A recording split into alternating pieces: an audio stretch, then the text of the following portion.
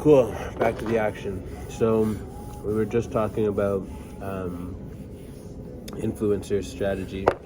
I was telling you that I put the rough structure together for like white labeling with influencers to use their community as a way of grow. And then it's like a partnership. We have this offer.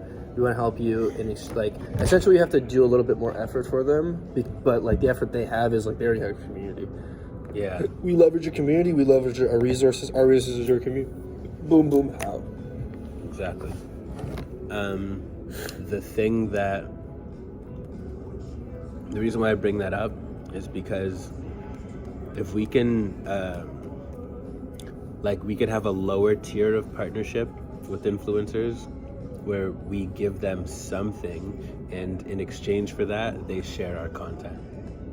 In other words, we can get free advertising if we give them something. So maybe we're gonna give them like shirts or anything.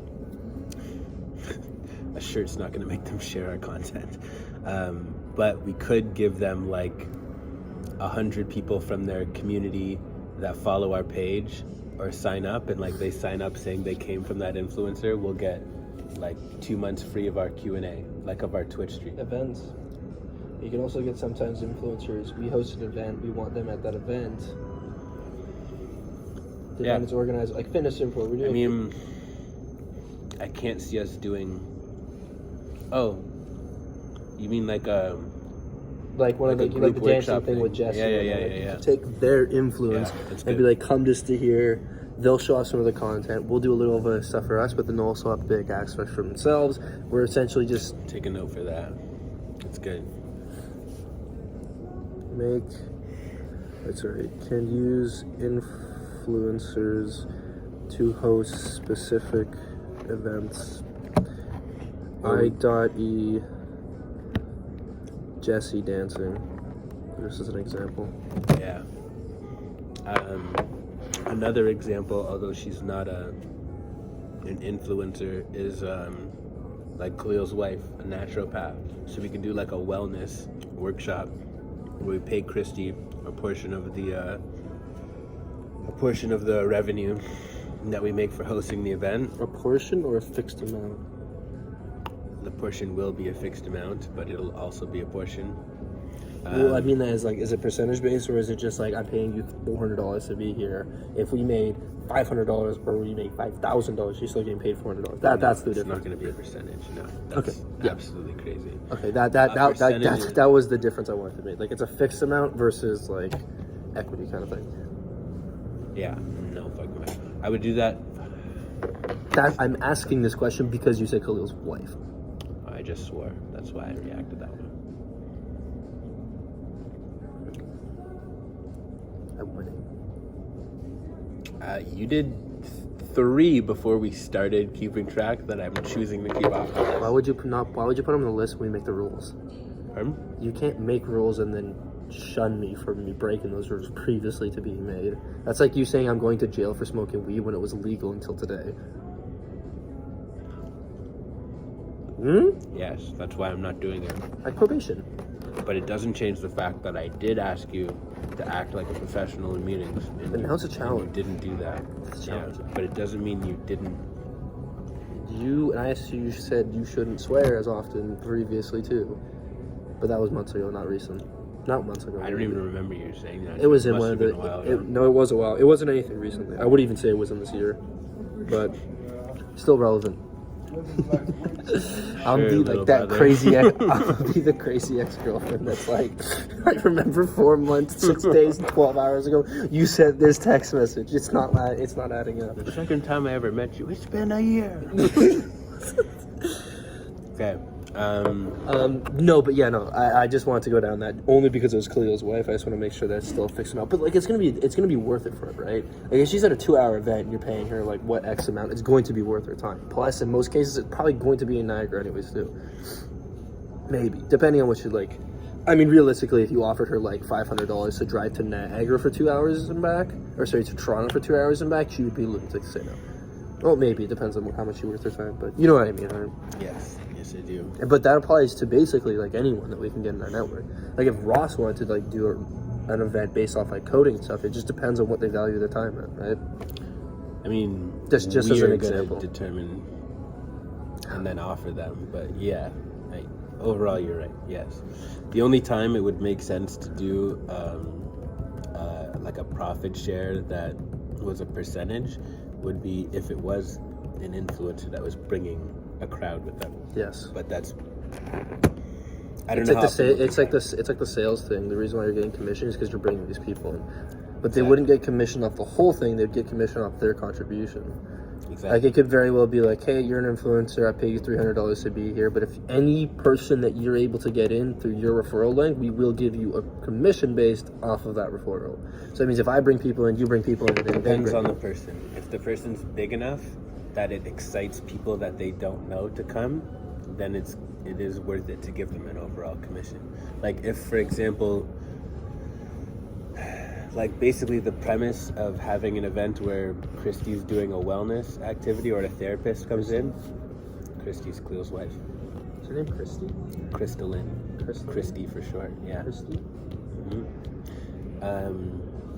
If the draw of the event is the professional or influencer being there, then I don't know. We'll do it on a case-by-case basis, but we're on the same page with this, so let's move on.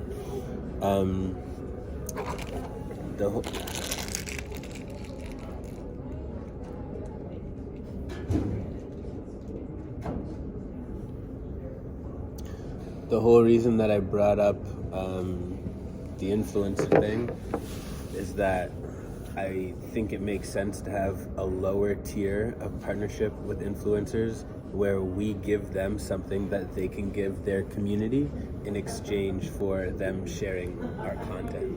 So if, for example, we have a partnership with whoever influencer, we can tell them that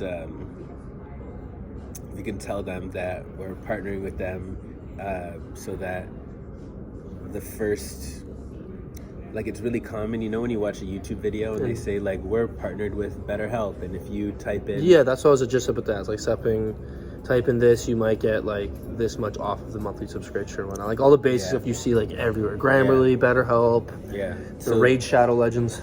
That's called affiliate partnership. It's affiliate sales, and that's a really powerful marketing tool for us. It You won't advertise us, you get money, we get money, we're both happy. We're using your community, but you're getting literally money for just mentioning us for 30 seconds. Yeah, so that is actually worth our time for sure, especially when it comes to young professionals. So it's good to make a note of that, but I feel like we spent a lot of time talking about it. So it'll also be nice to once we have more funds to do stuff like bigger companies, like let's say Linus Tech Tips, for instance, building a computer for Grow Peers or something, like those kind of things. Yeah, where they're like, this is them, they advertise it, do a little project deal for both of them, they expand it, right? Like, it's nice. Could be, for sure. But okay, that's down the road. So the next point, let me just reiterate where we are on this content creation workflow. I'm gonna reiterate because it's been a while in the video, but the first point is add concept to tracker. So that's where we basically capture an overview or like a scope of what the content is, what the title is, what the hook is, what the question is, the problem, the solution, a link to whatever content inspired it, and like notes or thoughts on what we want to say in the content. And then number 2 in our content creation workflow is inserting that data from the tracker into a ChatGPT conversation that has been trained to turn that into a video script for us at Grow Peers. And what that will do, in addition to the script, will be generating recommendations for B-roll that fit with different points in the script, generating real and modern research that we can use in the video as well, and funny or pop culture movie references. I actually think the best time for us to get the funny pop culture references is like when we have YouTube do its analysis of our first draft, because the script that we get from ChatGPT is not going to be the script we actually use. Like, it'll be a reference point, but not the actual script. But once we do the V1 and we're editing that, like that'll be, and then even after we do the final version of the script, like we'll upload it just so we can see where to add in B-roll. Do you not want to get, you don't want to get the pop culture references based off our script? No, because your script is what you're going to be using for the video, so what do you want? But we're not going to use it exactly. Like, it's just a... So like a what portion are we us. going to be using for that video then? So the script will basically be talking points for us, but I'm not interested in memorizing words for us to say. Like, the script is going to be... Do you remember when we were doing content before? What are you using to input to make that AI video? Okay, right now I'm talking about point 2, which is developing the script. And to develop the script, we're going to input the information that we put into the tracker. So if you remember, the tracker has those categories. Yes. Okay, so that information that the tracker captures is enough for it to generate a script, because my ChatGPT custom settings have any conversation that I start with ChatGPT already know a bunch about Grow. So I can just start a conversation with ChatGPT and start talking about Grow. I won't have to tell it what Grow is. And that's why my conversations with the YouTube summary that's trained, I don't have to be like, summarize the video and then apply it to Grow. It'll be like, what's Grow? You know, I'd have to explain it. I don't have to go through that process. So it already knows that. And I'm going to give you those custom settings. But my point is that because it already knows about Grow, if we insert a concept or a video that we like, it can generate us a script that we use as talking points that relates to Grow. That's what we're doing here.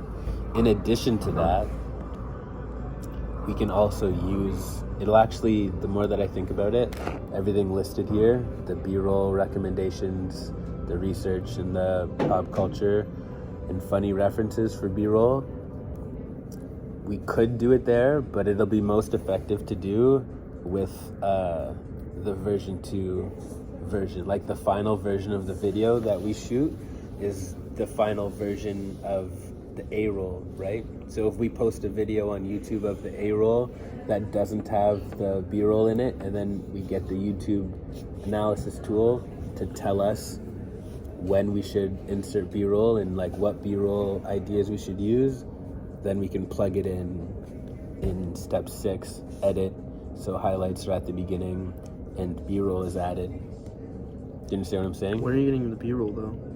Where? When? Here, that's what I'm saying. So once we actually make the script, film our content, review it through ChatGPT with Mr. Beast and whatnot, get its reference, get its whatever its opinion on, to change it. And the focus group. When we do V2 to film it, then we get the B-roll, because now we know what we're actually talking about. Yes, that makes sense. Yeah, exactly. I was getting confused. Like, I'm like, the script, are you trying to generate these through ChatGPT without having the video? Like, that's where I was getting confused. I'm like, what? Yeah. And then that's why I thought you were talking about making the AI make the video, and I'm like, the AI makes the video, but you're saying don't use the script for that, and I was like, what are you giving the AI to make this video? Like, what are you actually putting into it? Yeah. So what we're putting into it is what we filmed. Mm-hmm. Which makes sense, right? Yeah. So now that we're on the same page there, let me reiterate the list. So concept 1, you don't have to write anything down because it's doing it for us. No, but, I was just going to transfer this after. Like, take this and just be like... Okay. So step number 1 in our content creation workflow is to add the concept to the tracker. Step number 2 is to input the data from the concept tracker into our content script generating conversation with ChatGPT, and then we film our first version of it, probably at home. Yeah. another principle that the reason why it says long and short here as a part of number 3 is that it's a really good idea to make short versions of content first, see what gets a lot of engagement, and then make long versions of the short content that got the most attention. But isn't it easier to take like long content and then make shorts out of the long content? Yes, and sometimes we will do that, but that's not a viewer. It's not informed decision making, because when we do it that way, it's us assuming that we know what people want. You know, like if we're doing like a podcast or whatever, we're doing a podcast, it's what we're already doing, and we chop up the best parts of the podcast into short content. But the other way to make content is to turn the concepts that we have into short videos, release the short videos, see what gets the most traction, and then make long videos out of that. That way ensures that people actually are interested in what we're talking about. If we do it the long way, it's us kind of assuming and hoping for the best. If we make the short video first, then we know, like let's say we make 10 short videos off of 10 different ideas, and then we notice that one gets 3,000 views and one gets 10,000 views, then we know if we make long form content about it, we should have similar results, right? That's why it makes sense to go that way, which I learned in a Mr. Beast video. So anyways, number 4 is to review and assess with ChatGPT acting as people that we've put on our proverbial Mount Rushmore. So right now it's Mr. Beast and Alex Hormozi, who will act as editors and critiques. And then it's not listed as a separate step here, but the actual number 5 is going to be our viewer focus group, where we get the people that I mentioned to view our content while they record themselves, so that we can see when we're interesting and when we're not. And we'll also have a little assessment where they say like, how is the tone, how is the, whatever. So we'll have that data from them. Is that before, after B-roll and like background music or whatnot? Before. So the raw footage? Yeah. We can do it again, but we should do it then. Because the point of the reason why I want to do it here this way is because is that where you're going to change stuff in the editing process to make it more okay? That makes sense. Yeah. Because at first I'm like, the only downside is to know. It's like a double-edged sword. It works both ways. Doing it twice is functional, but I understand doing it early first. Yeah. But ideally, doing it twice is best. You do it first, then you do it a second time. But that's if you want to keep on editing or not. But so when we have Sam working full time, or Brock TV, who will do editing for. Brock TV is going to do art editing? Yeah. I have a relationship with them, and they have a really good student rate, like, because it's students doing it. So if we went to an editor to do editing for us, like a professional one, it would cost more than $70 an hour. But or if we do it based off the commission, but we don't have enough publicity to be making money off content. You'd never do commission-based editing. It's not a thing. But they have an hourly rate based on how good they are. They set their own prices. But at Brock TV, because it's a student position, they have a standard and way cheaper rate. It's not going to be as good, but it is going to be good. Anyways, when we have an editing team or the money to pay for that, then I'm going to make sure that this happens and we do way more testing, because then Well, they replace that content. The thing is, they're editing too. Like the people that he's watching the content and then editing it, versus somebody else watching the content and then someone else editing it. Essentially, that just becomes one part, right? Well, the focus group is never going to edit the video. What do you mean? Like, they would be watching, like your video editor would watch your video and then edit the video.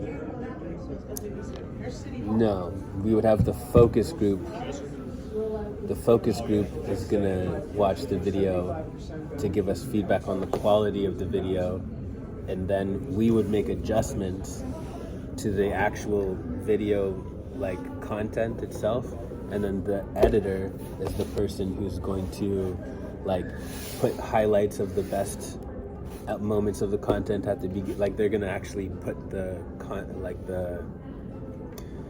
they're going to put the notes together to make the song, basically. They're going to insert the B-roll. They're going to do all that stuff. That's what the editor does. Make little nitpicks if they can, too.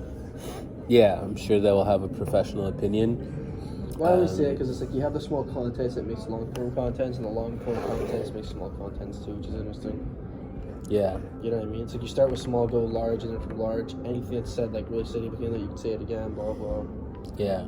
Yeah, exactly. Especially like if we're doing content, one of us digresses slightly, but it's still an important aspect that's relevant, but wasn't discussed as thoroughly previously. We can still use that to make short-form content like reels, shorts, and/or TikToks. Yes. So then, review and assess is number 4.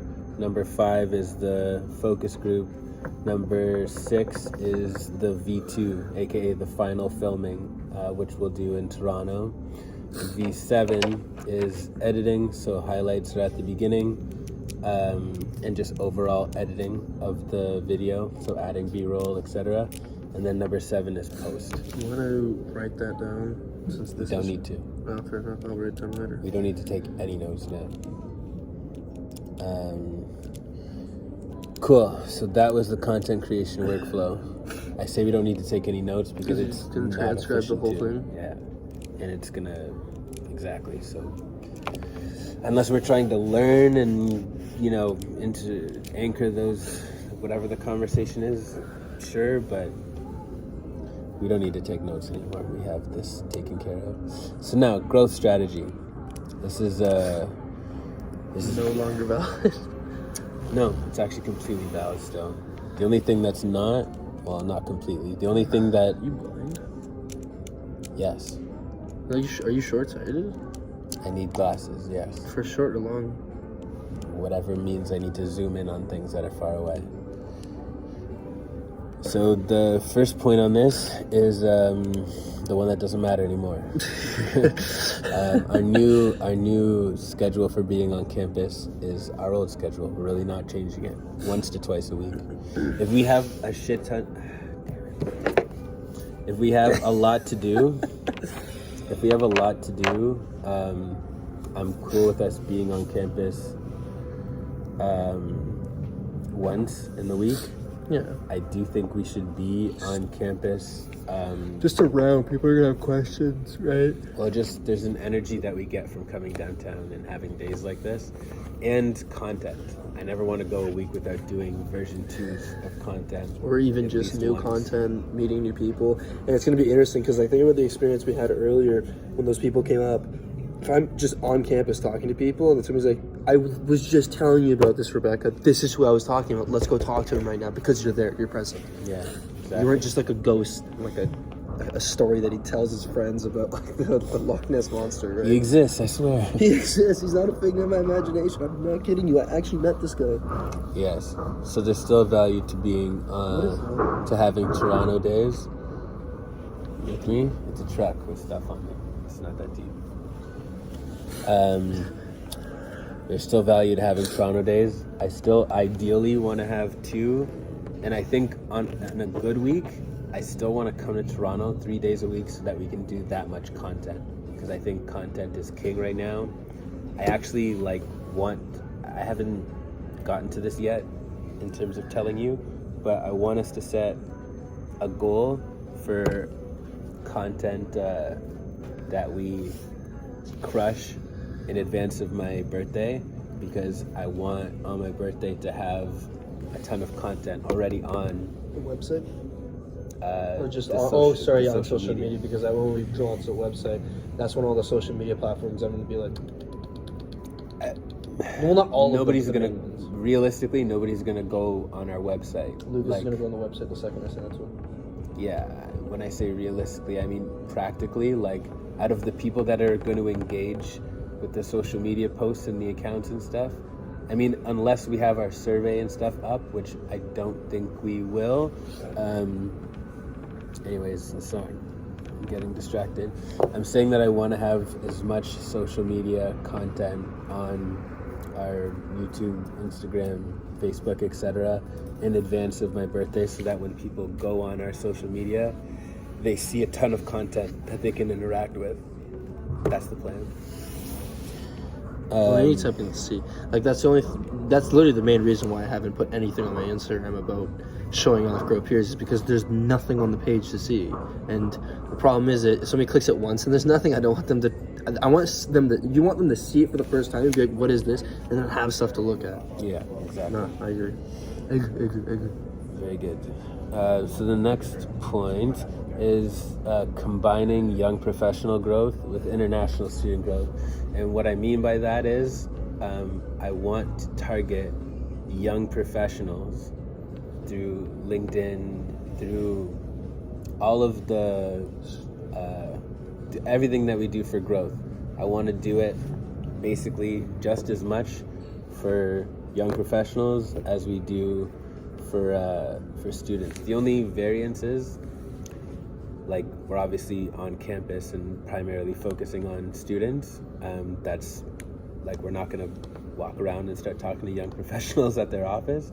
But it's still interesting because if you know what year they are, it will be very interesting to host an event that has young professionals, let's say in hospitality management, with those that are literally about to graduate hospitality management. Yes, that is actually what I mean by this point.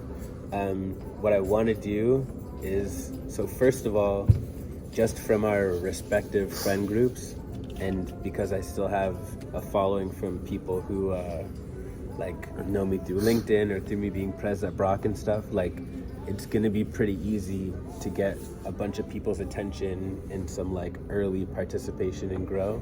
And then from your friend group will be however good it is. Focusing on that right away is going to set us up for some great early wins. And then what I want the networking events to do, which I get to later, right here, is mix young professionals with international students at our Grow Social events. We'll figure out how this affects the size of the event, but I love the idea of young professionals mentoring and inspiring international students, and in general students. You're like new to this job, you're studying for this job, and now we're teaching both of you how to network people. How did you get this job, right? Like, think about the question you could ask a young person. How did you even get this job? Well, I actually just found it on, like, this website. And he's like, well, can I get your number? And, like, you realize that network. And even vice versa. You can have different young professionals talking to other young professionals. You can have young professionals talking to international students and international students talking to international students, which is going to be a great dynamic. It's like, oh, I need help with this class. I need help getting a job. I'm about to graduate. I need help. I want to move companies or change my position or move up, right? Like, it's so much that can happen in one little small area. Exactly. So, what I wanted, doesn't seem like you need that, but the idea that the networking event that Grow Socials has grown into now is that I actually want young professionals that are a part of our community that are attending the networking events. I want to actually give them some recognition for being a peer mentor. Like, it's something that they can put on young professionals mentoring the international students, yeah. So if we have young professionals that are down to come to, like Sasha, that are down to come to our networking events, and their role at the networking event is peer mentorship, that's cool. And those people don't have to pay, obviously, because they're providing a service. But it is something that they can. $35. But them doing that, like, this is really dope volunteering that they can put on their resume as, like, I've spent time mentoring people. You helped host one of our events. So once you put that on LinkedIn, you can literally. Wouldn't say host per se, and that's the last free interruption. But what I do mean is them providing a specific role at the event being peer mentorship. Like, they're not hosting, we're hosting. We're facilitating the event. But if at the event, during the networking portion, we have them, like, specifically volunteering their time to mentor people that are younger in their industry, that's dope. Like, that's cool. And that's something they can list on their LinkedIn. Make sense? Yeah, I had a side thought that popped up when I mentioned Sasha, because she works for a company, but her dad also works for a company. He's just higher up. Yeah. So what Which, do you know, mean? like, when we were talking to Payman about trying to get in for, like, manager status versus, like, director status, that would be the difference. Yeah, She'd be 100%. easy example of, like, Sasha would be the manager, you could bring it forth, and she can bring someone higher. Someone higher is not her dad that works directly above her, but he is working in the same company in, like, a different section, I believe. So it'd be interesting to see how that could actually work, and that could be one of our first potential clients for business, because if we get that company up, then you're up there in the board of directors, you see any issues, and it could transfer. But either way, What did you say? Are board of directors? no, like, you know how, like, the issue of us going to a company is that, like, the director just doesn't give a fuck. About paying for the program. Yeah, for like, the they don't employees, care yeah. about the program whatsoever. They just acknowledge it and go, like, cool, as long as it Slur, fits. by the way. I know. You didn't fess up. I thought you noticed. You're keeping track. Also, I didn't want to stop my train of thought. Thank you very much. Sorry. Yeah, they don't care about it. They just see as long as the number is filled in terms of the education budget being met, they don't care what it's spent on. So it's hard to reach out to them. So the difference is with Sasha and her dad both working in the same company, her dad being higher, is that is our, like, little gateway to get up to there. Yep. To the point where it's like, oh, Anthony's a trusted friend of mine. This is a trusted daughter of mine. I'm a trusted individual of you, and you kind of like. Yeah, 100%. But either way, that was a digression, but it did come up when I mentioned her name in terms of a reference as a young professional, because she's a young professional. Her dad would be the mentor professional, and then wherever he stands in that company, he's still an access point. Still interesting to be able to come. Well, I'm saying I want the Sashas of the world to be peer mentors to the students. Yes. When we talk about bringing industry professionals to the networking event, that would be like Sasha's dad. Or Lucas. Sure. Lucas, I don't see as much as a young professional, because he's quite literally like, it's like him and like the like basically owner of his company. He works with the What's owner's his son every day. position? He's one of the managers, or a head manager, something like that. He's not just like working there, he's actually like in charge, but Well, if he's a manager, he's middle management, which, yes, would qualify. Cool. we can look at his LinkedIn later. But yeah, no, those are the people. It's like Ross would be an industry like professional. He is Yeah. not like a young, like he is. I have built multiple apps. I've run this, like I've made this business. That would be a professional in his field. Yes. Okay, where are we now? 2 prizes: young professional, peer mentor MVP, and post-secondary MVP.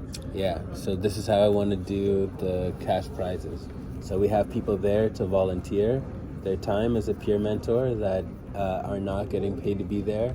But what I do want to tell them is that we're going to get feedback from the post-secondary students that are there on who like the best peer mentor was, and then we can give them a prize. And then also in terms of the competition for the post-secondary students, the people that they are giving their business cards to will probably be less, like we should probably focus them on giving their card less to the post-secondary students that are their peers and more to the peer mentors. But that only works if we have enough of them. So That's true.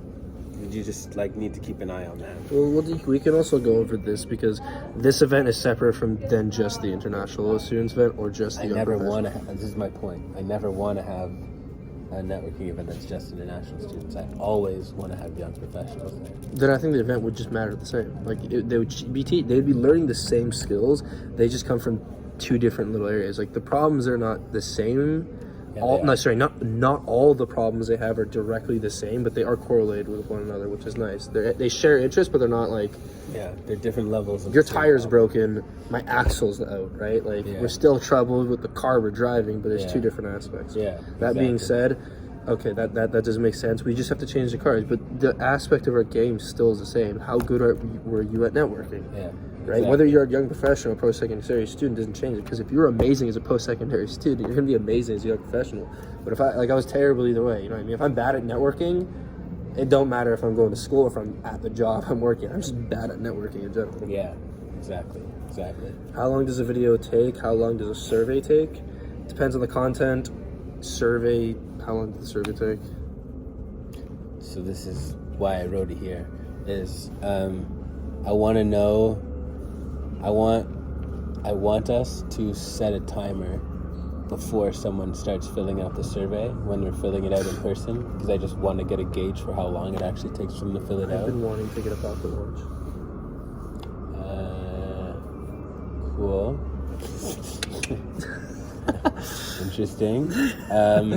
No, but that's good though. Like I could like I'm always usually wearing my watch, so I can always just check this. Sure. Our phones also provide that service in a more... I don't like pulling my phone out while somebody's taking a survey because it looks rude as you're pulling your phone out. We went over this yesterday. We're not going to be talking to them when they do the survey necessarily. We actually want to give them privacy. So what you want to do is explain the survey, give them the survey either on their phone or on your phone, but if it's on your phone, before you give it to them, you start the timer and then you open up the survey and you give it to them. If you're sending them a link, then at the point that you walk away, because I noticed this happened to me yesterday as well, when I was sitting down with a student while he was filling out the networking event, while he was filling out the survey, like me being beside him influenced the oh, of course it is. It's just form. you feel nervous. You're like, yeah, you're being watched, so you feel obligated to not be as honest, you know. So I say all that to say, and this is actually a note that I made yesterday, is that I want us to get out of people's space when they're filling out the survey and just... You want privacy. Yeah, just be close enough that they can ask questions or whatever, Yeah. but far enough away that they don't feel like they're being, like, they're not going to be as honest, right? Cool, so... how long does a video take? What I meant by this is like we just created that workflow. Yeah. I want to get a feel for how long that workflow takes. Oh, like the entirety of the process, not even just the filming, but like the prep, setup. We'll go down like us going to Toronto, setting up in Toronto. Like, Yeah. it's gonna be a general sense between like it takes like 6 to 10 hours or something like that. It depends, whatever the case is. We'll find out. Open mic at events. Yes. So, what I've been talking to Bij about this a lot. Bij has a real interest in doing. He wants to do improv, and he wants to do improv so that he can develop his like communication skills. Not improv comedy, like acting improv, like real improv. And Well, that is real improv, but not what we want. I mean, like, stand-up comedy is an improv Yeah. drama. Me just acting. Improv is just on the cusp. There is no pre-plan to it. There's no script. yeah. But that's why he wants like open mic, just talk about what's on your mind kind of thing. He doesn't want that. I'm making that up as a thing to add to our networking event. So like at the start of the networking event, we can say, okay, like we're going to be working on X, Y, and Z, but I want to see where you guys are at. So anybody who's feeling brave, come up. We'll give you the mic in front of everybody. And then just say whatever they want. Teach us about what you're learning about. Who's got the balls? If nobody does, then I'll do it. You know? But You know what would be nice to open the table too? If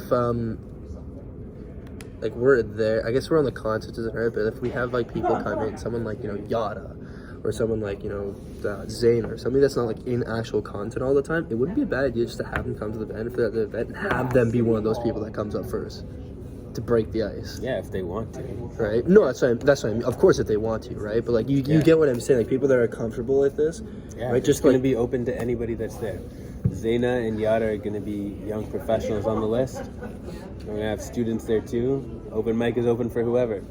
And the cool thing about it is we're going to record them, and then we're going to do the whole analysis and feedback thing that we do for ourselves on them. So that's the advantage of people being brave, is like you're going to get a coaching session out of it. that would be insane. Exactly.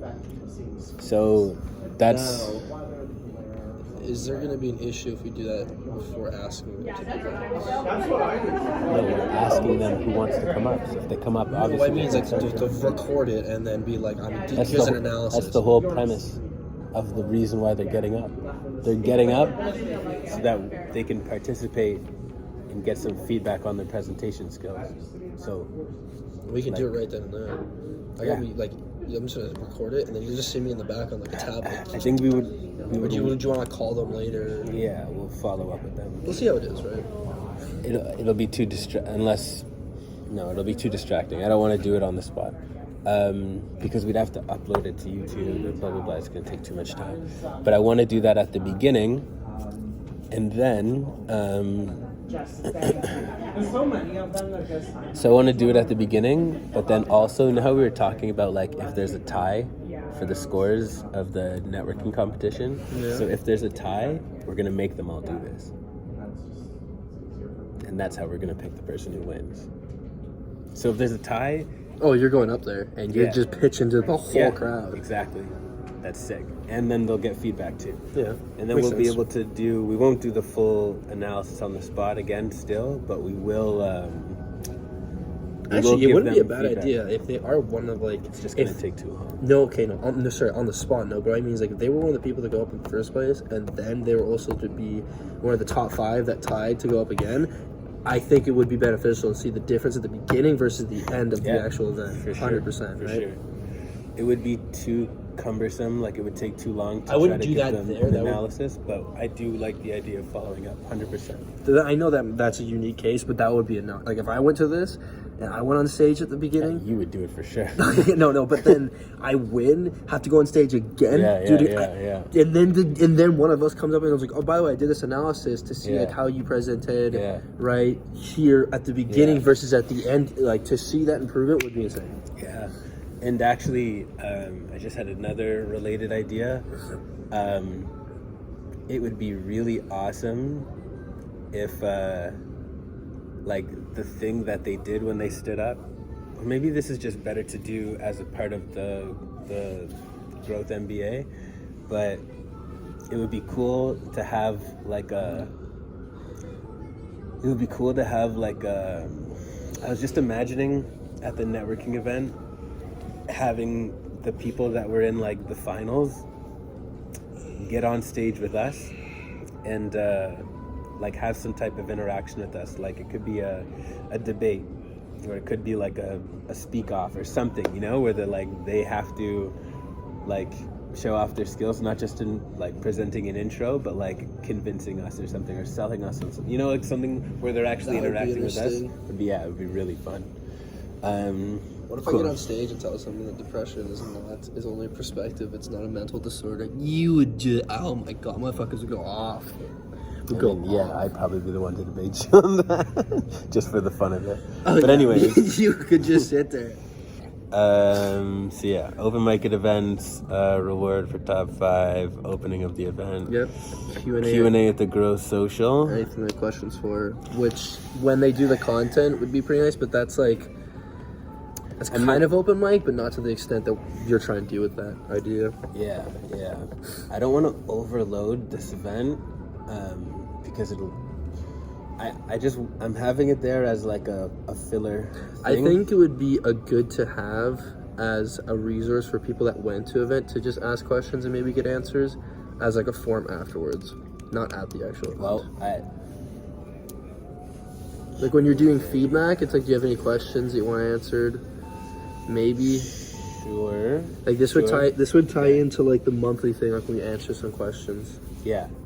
Right, That's to what I make would wanna content out do. of it, that would make more sense. Because you're right, if we put too much stuff in this event, it's gonna make a 4-hour event. It's gonna get taxing. Yeah. We don't need it to be that long. We still want it to be concise. Like ideally, if we could do 2 of these events in a day, it would be amazing.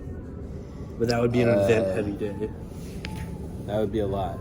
I think what we're gonna end up doing, hopefully, is like the events are just bigger. Like if we have 80 people at an event instead of 40, then we can get a bigger space and make it a longer event and include the Q&A, and like it's way more worth. We also have to take into the money as consideration well. these events are happening, but we also are going to be, I guess, going to come to a point where we're going to have these events going. We're also going to have like the MBA program going at the same time, so we have to make sure that those aren't like conflicting to one another.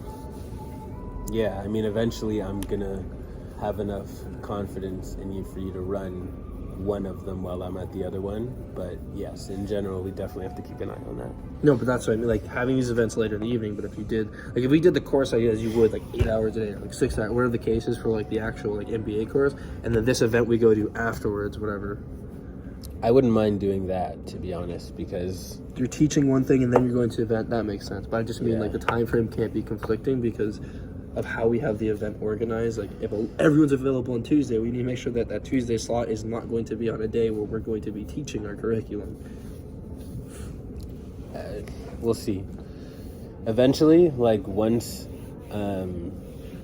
you have your purple belt, I'm gonna be I like yeah, it comes right before black. Once you have your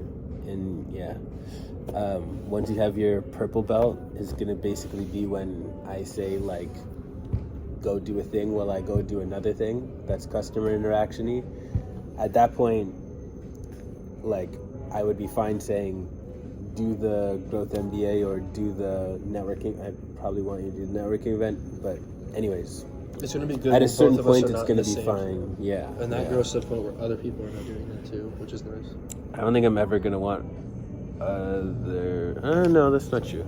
I will eventually want other people Like, doing it's going to come everything. to a point where, well, this is going to get fun when one of us is in BC, one of us is here. Yeah. So, LinkedIn, IG, Facebook, TikTok, and X's, Twitter. I hate it, Sales but yes. strategy. I What is actually our like sell? it. So, what is our sell? We now have the answer to because we have those 4 services. The ROI resonates. What's ROI stand for? Return on investment. Okay. So what they get for their money. So the $10 monthly subscription All to the content we Twitter. get, questions are asking, right? $35 event, get the networking skills, blah blah. What are they getting for the money they're spending? Exactly. Spotify, I spend $15, I get unlimited music 24/7. Yeah, exactly. So this is an interesting thing. I did like this one. This is basically going to be an editing room thing that we do after the final version of content, but we would basically need to make the video all AI because I think it's going to look bad if we record a video in English and then have an AI voiceover in another language. I think it's going to look bad. It might look fine. We watch dubs in anime and they look fine all the time, so maybe it's gonna look fine and no one will But notice. also there's subtitles and whatnot too, right? Yeah. We are But primarily going into an English country right now, so the only issue to solve this is, like, very long term, is to just have other people hosting them that can speak those languages. yeah. But like as of right now, depending on how it looks, like you're saying, the best case is just subtitles in different languages. I it's think no the different- best version is an AI voice. Speaking over, yes, Yeah, but like that is right the best now, version. it is very common to watch something in a language you don't understand and then read the subtitles of it. Like we watch. I know it anime. is, but it's not. I wouldn't say it's best case scenario. Of course, it's not best case scenario, but people like honestly, I don't think people mind as much. I genuinely don't. Like, there's shows on Netflix, for instance. One of like the biggest brands, a lot of stuff is English. There's a bunch of shows on there that are either Yeah, just but that's the Japanese. whole point. Like, people, the only people that watch it with subtitles are purists. Like, the dub exists for a reason, you know? Well, the dub it is for people that want to just hear. Exactly, Their which language. is more people. Like, as far as North America is concerned, of course people are gonna watch the dub more than the original. Of course, bro. Like, think about Dragon Ball Z and animes that are on TV. Like, they would never put the subtitle version on TV on a North American broadcast station. That's because we just speak English here. I guess so, yeah. Exactly. That's But if exactly AI my can't point. do that, then But AI can do that, which is why I'm Yeah, talking okay. about it. Cool. So, Punjab, Mandarin, other top languages. yeah, Punjabi is What's actually Punjabi? Like, is that with like? it's an Indian dialect. Oh. Mandarin is a Chinese dialect. Other top languages. So another thing we can actually add to the form is what languages they speak. But actually, fuck that. Never No, mind. do not fucking put that in. We're gonna see that. Yeah, we both just swore. Young Yeah, 'cause professionals. both of us what do just they? had that moment of like, Yeah. that is extremely stupid. So just in general, I want to have some conversation around what young professionals want. So what came to mind is job experience, volunteer experience also comes to mind. Job experience, photo, assessment, make content, and be shown how. Mentorship, streaming with question Q&As. Yeah, so particular to so the photos, obviously a LinkedIn headshot. Assessment of their like self-assessment or like professional assessment. So the psychometric, like the performance assessment I was talking about when we were getting off the train, that basically gives them a baseline for like how set up for success they are long term. That's what I mean by that. We're eventually going to have that assessment on the website, and so people will just go onto our website and it's going to say, take our quiz, take our performance quiz. People do the quiz is going to ask them how they respond to stress, how interested they are in learning, like blah blah blah, and then we'll put a note in it. But I do want to talk about that a bit more because I don't know if $20 is like just too much for what they're getting out of FlexTap being so simple. It's not simple at all, and there's a free version, and then there's an extended version. We'll deal with that. We'll deal with that later because it's just the price tag of it. Like, this is an established industry where this is common pricing. So I'm happy to chat about it, but like, this is... I don't want to digress off of this right now. I have what I want to talk about it, but I just don't want to go down that trail right now because it's going to take us from here. This is common practice, though, let me just tell you. But anyways, the make content point here. So this is something that the Growth MBA does. Like if I'm a young professional, no young professional thinks about this. Literally at all, except freelance entrepreneurs. But like if you were in tech or you were in sales, in addition to working and performing in sales, one thing that you could do to make yourself stand out on social media, like specifically on LinkedIn, which would it'll make your clients respect you, it'll make your boss respect you, and it'll make other people want to hire you, is to make content about sales. Like if I'm in sales, like for me, for example, as an HR professional, if I stayed in HR any longer, I dropped one of these videos, but if I were to drop HR like thought leadership videos teaching people about HR as an HR professional, like if my boss looks at that, he's gonna love it because I'm representing the company. Potential employers are gonna think, yeah, I want this guy doing my HR because I love his videos. Because it also shows your work. It shows literally your experience, and basically, like you just said, anyone that watches that video is going to go, I like this guy's mentality. I like how he works. You know, this is really smart. What he's doing makes sense. We want to put him in the same. And it's like you're literally just building a resume that's just a resume, a brand or a profile, right? It's kind of like that dude, I think it's like John something, but he's like a Chinese guy, and he was like learning about ChatGPT. He works at a business company. Yeah. And there's a lot of meetings, and he tell you, okay, about organization. It's like, as somebody hiring this guy in the software industry or the tech industry, you look at his videos and go, he's this organized. Yeah. He plans this well. He's knowledgeable. Yeah. He's this knowledgeable. It's like, of course. So the reason why I wrote this is that my friend, actually, I knew somebody that got a job because of that. Exactly. So one of the features that if I was selling a young professional on why they should be a part of Grow, I would say I'm going to help you look way more employable than you would if you weren't working with me. And if they were to sign up, I would say I'm going to host little podcasts with you that we're going to edit for you and clip for you, and you just have to drop it on your LinkedIn after. Yeah. And that alone is worth $50 a month. Easy. So I want to finalize where we put that, because it is worth so much. Like, I don't want to give that to somebody who, to be honest, I don't want to give it to somebody who isn't a full member. But we could offer... Somebody that's a full member, but somebody that isn't as interested too. If you have somebody that is a member, has went through the MBA, loves being part of Grow, is doing their own thing, but they like to like come to events still. We're not, it's like, yeah, that'd be somebody I would want to have on the podcast with their own interest. Yeah. I mean, I'm not even talking about like this podcast activity. I'm not even saying we would necessarily use that for content for us. I'm saying we would make it specifically for them. Like, to be honest, just because, I mean, if somebody goes through the Growth MBA, okay, let me re-say this. Something that we're going to give everybody that goes through the Growth MBA as a part of that package is going to be this. We're going to interview them. We're going to chop it up and give them content. I also think that it makes sense to offer this as a service for members for like a discounted rate. Like, I don't know how much we're going to say it costs, maybe $50.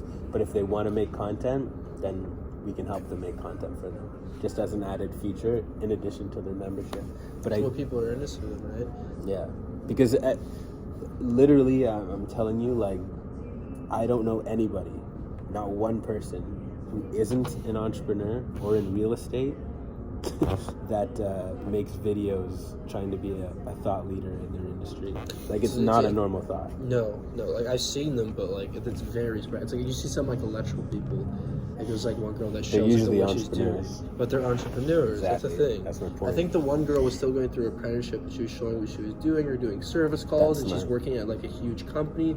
Yeah. But like, it's just showing like what she's doing or whatnot, right? Or other things, doing tips. But I find a lot of times, sometimes it's tips, but it's generally not one person. It's usually clips of multiple other people doing their thing, right? And it's like, it's good. Exactly.